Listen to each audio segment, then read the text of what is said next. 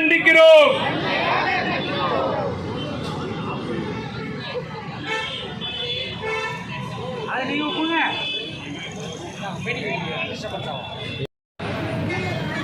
நீதி கூட மக்களை விட உயர்ந்தது அல்ல.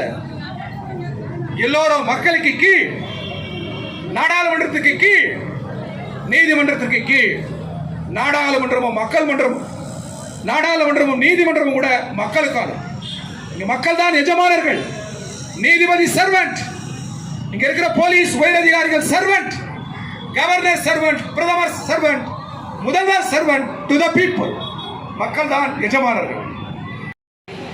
உங்கள் பேச்சுக்கு நீங்கள் பொதுவெளியில் அடுத்த கட்ட பிரச்சாரத்தில் பகிரங்க மன்னிப்பு கேட்க வேண்டும்.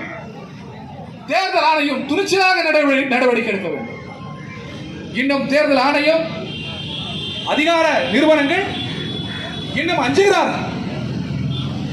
யாரிடம் அதிகாரம் இருக்கிறதோ அவர்களை பார்த்து அச்சப்படுகிறார்கள். நீதிமன்றம் அவ்வாறு அச்சப்பட்டால் நீதி நிலைபெறுமா நாட்டில்?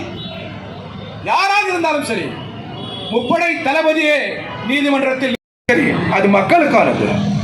மக்கள் எஜமானன், அவன் தொண்டன். நீ எவ்வளவு ஸ்டார் இருந்தாலும் சரி, எவ்வளவு அதிகாரம் கையில் இருந்தாலும் சரி, உனக்கு பெயர் சர்வன்ட் டு தி பீப்புள்.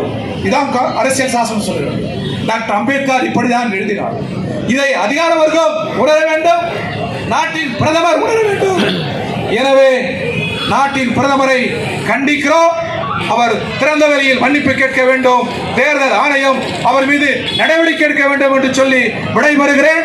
நன்றி, வணக்கம்.